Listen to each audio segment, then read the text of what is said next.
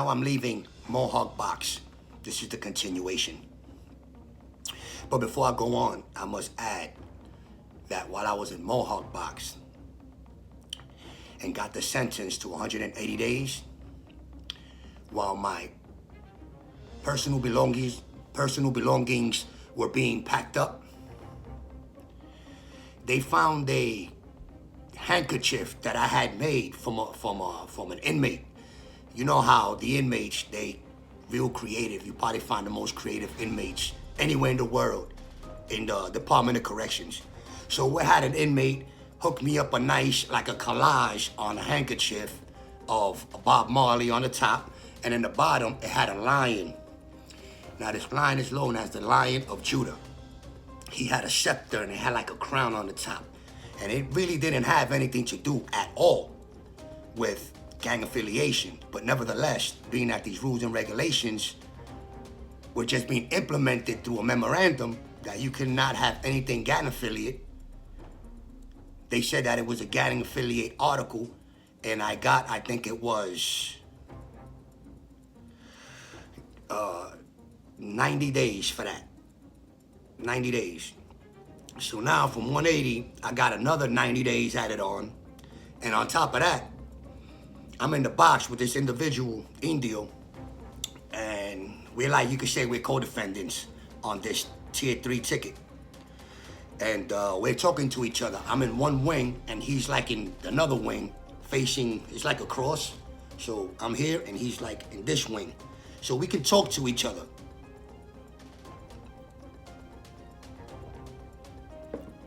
So we can talk to each other. So we talking the knowledge, you know, I pick his brain, he picks mine, which at the time it wasn't much to pick. But we became even closer in the box, you know? That bond that you form when you're in population is different than a bond that you form with somebody when you're in the box.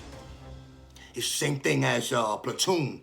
We could be fighting in the same platoon, but we have a different bond if we was POWs. You understand what I'm saying? So we was talking. So one day he tells me, yo, let me get your numbers that I'm going to have somebody here. I got a homeboy here. He's going to set me out with some money, man. I told him if he could hook you up. You know what I mean? And he's going to send you out. And I'm like, word? He's like, yeah, don't worry, man. He's mad cool, man. He got us out here, you know? And I'm not even on the wing. So I'm like, all right. I'm thinking he's going to have somebody from outside send some money inside through the mail. This guy was trying to make a transaction through a disbursement form. For those of you who don't know what a disbursement form is, it is a form that allows you to send money from inmate to inmate with the approval of the department. They screen it. When they get it, they view it, make sure there's nothing funny, make sure that there's no illegal transactions going on.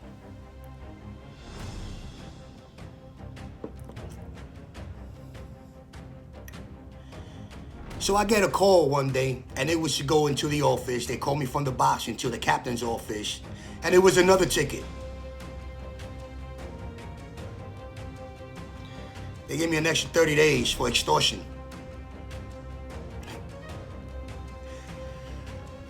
Indio has met somebody that was his neighbor, and I don't know, he was talking to him. I think the neighbor, I really don't know where his head was at, or he was trying to be cool, which is a no-no. You never want to come and volunteer to give out any money or any type of help to any inmate, because that will automatically make you a mark. So I don't know the politic that he had going in his wing with this individual, but he gave him a disbursement form to send me some money through inmate, and not only me, but he sent himself too. So he went down also for an extortion, and I went down for an extortion. Now I got 310 days in total for gang affiliation.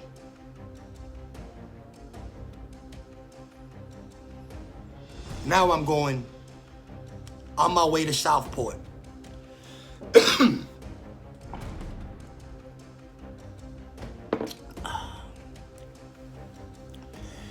So now I'm in Southport.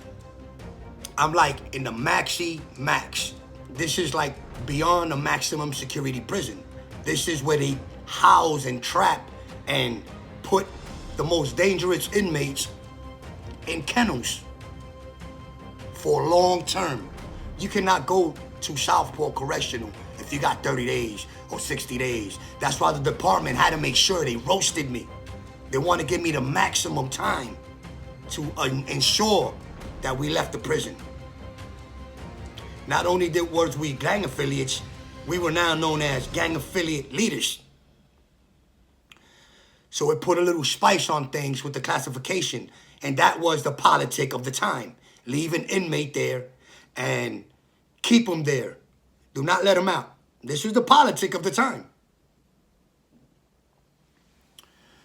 The politic of the time also had it so that there was a certain percentage that the board of paroles had to abide by in letting people go.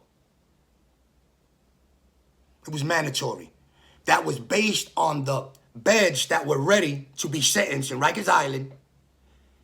They made the math and have that much beds readily available. This is what was going on. So now I'm in Southport and I get to see the way it is. Everything is shackled down. You only get 1 hour of rec and you get that shackles. Feet, hands behind you, and you go into a cage, which is also locked individually from everybody else. The process of recreation, which was 1 hour, probably took half the day for the correction officers. You have to go individually to every inmate, lock him up, handcuff him, shackle him, come out, escort one by one into a cage in the yard in which your time went off for 1 hour. Then you get the same treatment. You get pulled out of the cell, you get escorted one by one. It was very rare that two inmates passed each other or crossed each other in this process. Another thing is that there was also levels. Level 1, level 2, and level 3. But before I get into those levels, let me just add that when I was in level 1, I noticed something immediately about the treatment that the correction officers were giving the inmates there. It was a 5-star correctional department. What I mean by that is, I gotta thank you, sir. How are you doing today, sir? I could not believe how courteous and respectful the correction officers were there. Everything with respect, mutual. Inmates and cops. Not that they had a relationship, but it was an accordingly thing. Cops will give inmates respect, inmates in return will give cops respect. And in return, you will get rewarded to go into another level. Now, when you're a level 1, you're not allowed anything in your cell. This is where they test you. This is where they see where you're at, where your head is at. A lot of people mess that up and they stay in level 1. Level 1, you don't go to the store. You don't get a radio, which we're gonna get to that. And you don't get any privileges at all. That's like the healing process, they call it. That's the beginner. When you're first coming in, it tests people's nerves, their strength, and their weaknesses. Level 2, once you acquired, I think it's like 30 days without getting into any trouble or something like that, you go into level 2. Level 2, you go to the store. You have a little bit more flexibility with the store and you get your radio. Now your radio is literally an aluminum round coupling thing about the size of like a Vicks, like an aluminum can, and you put it to your ear and it has a cord. And on the wall, there is 2 plugs. One is the radio, and I believe it's 3 or 2. But one is the radio, One is a tape, and the other one's a TV. I think it's 2 plugs though. So you could watch TV, but it's like pre-record TV, just like it's pre-record radio. One of the music that I remember hearing there was an Ice-T album that they used to play.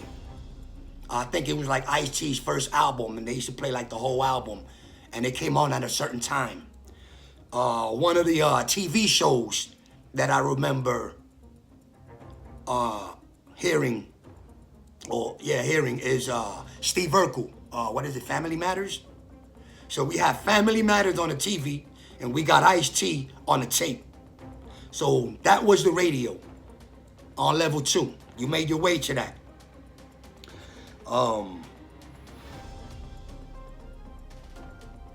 Visit was kind of odd. It was weird. There was no contact with the visits whatsoever, with your visitor. It was like the ones you see on TV where you have the plexiglass and you can't touch each other, and you're doing one of these while your other spouse is doing one of these. That's what the visit was like in Southport. The only difference is that in Southport visit, as an inmate, you get unshackled or whatnot, and you get to go into wherever section your visit is sitting in. But you're free in like a rectangular type of room, while your visitors are on the external part, also on the rectangular, but you have no contact with them. You only have contact with inmates there. So if you got a problem with anybody for any reason, and they want to get at you, and they know you're going to the visit, that was it right there. That was that one time, that one moment, that dark corner where you could be with 1,000 men, like Fat Joe says, and all it takes is that 1 second to turn that dark corner, and you're had. So a lot of people talking crap and want to dish people behind the gate and all of that, and throw objects and swing and extend your arm and try to grab people up. When you was on that visit and you met your op, you was gonna meet your maker right there, because it was gonna go down. So they had this thing also in level 2 where you can get your cooking on. Now you have no stove, you have no microwave.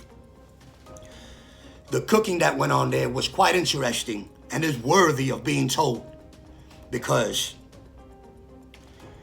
you had to literally save up items that went on throughout the day. Toilet paper would come through in the morning and you would get like 2 rolls of that, right? With the food, you would want to eat your food, but you want to save the fruits and the bread for later, and the sugar from the morning. So you're pretty much putting your portions based on the portions you're getting in for breakfast, lunch, and dinner. So part of the reason for you getting the 2 toilet papers is that you're gonna have a roll. You're gonna have a roll. And you're gonna roll, I think it was like 14 to 23 times or something. Can't remember numbers really. So you boil it up, and you boil it up into like a little canister. Then you would take your bed, because you're on a metal frame, and you would ball up your bed, and you would put it under your bed to give it a little bit of reach. Because now you're gonna take your milk carton that you got in the morning, and you're also gonna take the aluminum foil that you also got in the morning from your apple juice or your orange juice, and you're gonna put that on the milk carton, and you're gonna take the roll of toilet paper that you just rolled up, and you're gonna put it on top of that. And you're gonna put that under your bed, in between your mattress and your bed frame. Now you light it, and you got yourself a grill. Once that grill is going, you wanna take the butter that you also saved up. That's gonna make the grease, and believe me, it makes that sizzling, real restaurant sound like you can't tell anybody else you are cooking. You're grilling. You're in a cookout. You're in a camp out right now. Slap that butter on, you hear that sucker sizzle. Now you have your bread. You want to mush that up You want to keep mushing your bread up. It works better if you remove the ends. You mush your bread up with water and you want to roll it out. Now you have dough. You take your peaches and your apples, you cut those together with sugar. With sugar, you mash that up. Now you have your filling. You put the two pieces together with your filling. You have an apple pie or a peach cobbler or an apricot surprise.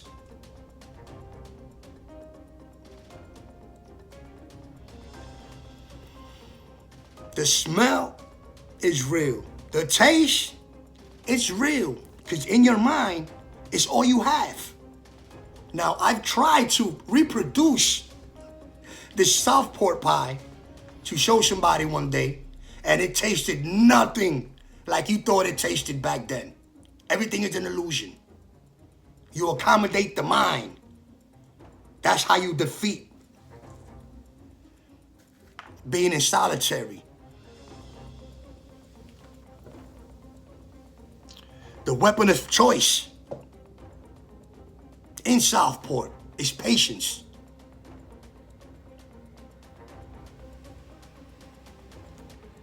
So now I'm getting real close to the board now, and I see the board while I'm there.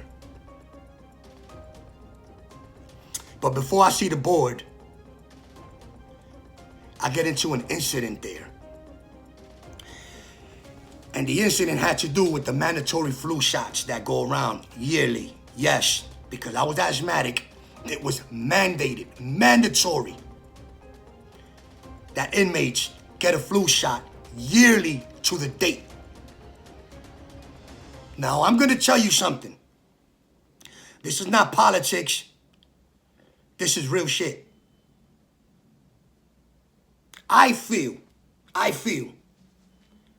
like every year, these flu shots were getting more and more experimental.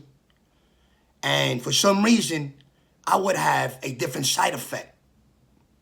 Like I remember coughing. I remember, to put it blank out, to this day, I have acquired allergies to everything. I have to be careful what I ingest. And up until I was in Southport, I left at that time, from 93 to 95, I have acquired the worst allergy symptoms that I have ever had in my life, even as a kid. And I do think that it had something to do with those experimental flu shots that you got yearly. Because yes, as an inmate, yeah, you are the guinea pig. You get those before anybody else. Those vaccines for that 19 thing, yeah, that COVID-19, yeah, experimental. Who do you think got those shots first? Who do you think got those first boosters? They get those first. And I know firsthand experience that something was wrong. So one day, a nurse pulls up to my cell in Southport, and she has a rolling table with wheels. And on it, she has about 20 syringes, all capped up, filled with a liquid, like 20 of them. Stops in front of my cell.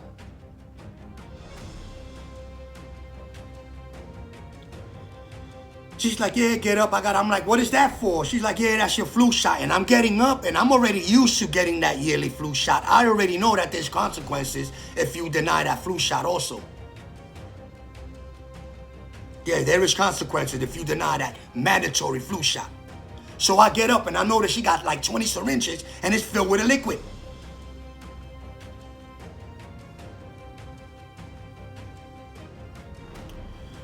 I asked her, what is that? She's like, it's the flu shot. And I'm like, you're not putting that in me. I don't even know what's that.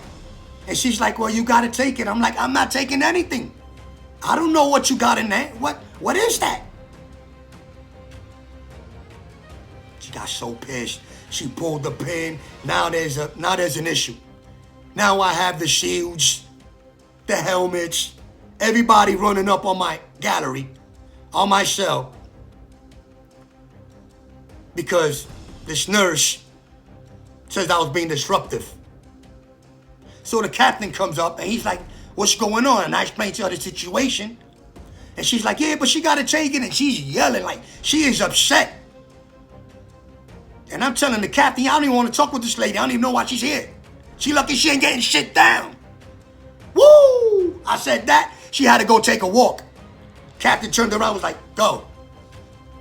Now what's going on? I'm like, officer, I said, Captain, how would you feel? Somebody comes up to you, talk about take this, pull out your arm, let me put this liquid in you. I don't even know what the hell is that. He was like, 1 second. He steps out. He brings the lady back. She's pissed. She has all these little vials. She's doing the thing all over. Putting the thing there. So I can see what she's doing. I'm looking now. I'm like, you got my cooperation now, man. I ain't gonna trip. In my mind, I'm like, I have days to see my parole board. But nevertheless, this lady is not gonna fucking, you know what I mean? So she shows me, I forgot what it was. It had one of those crazy names. And she's like this. And she's mad as hell. She's like, shit, you know how they pull it out? They do the whole thing. When I stick out my arm and she puts that syringe in my arm, it was like, she said, she popped my arm like, I said, yo. And she had like this real little, you know how they get with the little tight. You know, white people don't really got lips, but when they tighten that little shit up. So she banged me. Even the captain was like, he looked like, he was like, yo. We was all like, yo, she just straight up spiked me, man. Boom. So I take the shot. I know he went over there and was like, yo, bro. I'm sure that she created some issues with the department with that one. But to make a long story short, I got like one of those bruises, like one of those black and blues that came up on my arm because the shot wasn't right. As I'm in level 2, I start to realize one thing. I start to realize the reason why the cops were so nice. You gotta thank you, sir. How are you doing? Or good morning, or whatever the case. I start to realize exactly why they were so courteous. And the reason was because the cells in Southport were unlike the other cells. While the interior kind of looked the same, the cell's door were different. They actually had bars as opposed to having just that blank door with a slot where you can't even stick your hand out or have any fresh air other than what's coming into the vent in your cell. And not only do you have bars, but you have the catwalk and you have like windows where you could probably see out in the yard, see nothing. You could probably see people going to wreck. I actually seen Indio a couple times because we was in different wings and we used to talk to each other, yell to each other really loud. I know now everybody was annoyed, but that's what we did. We hollered at our peoples that was going to wreck, yo, yo, at the top of our lungs, and in return they would hear us and answer back.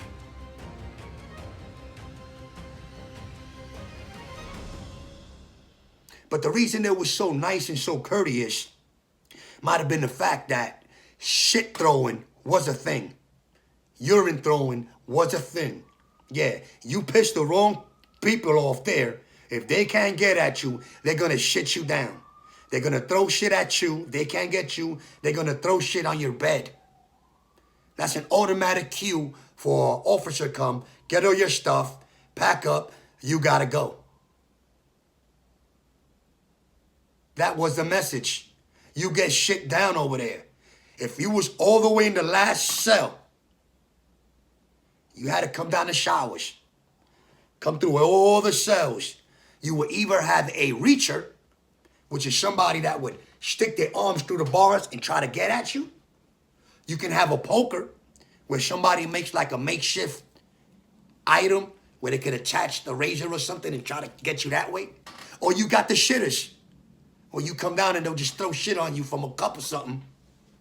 They'll take the milk carton or whatever, they'll shit on it and get it out the toilet and throw it at you. shit throwing is a thing.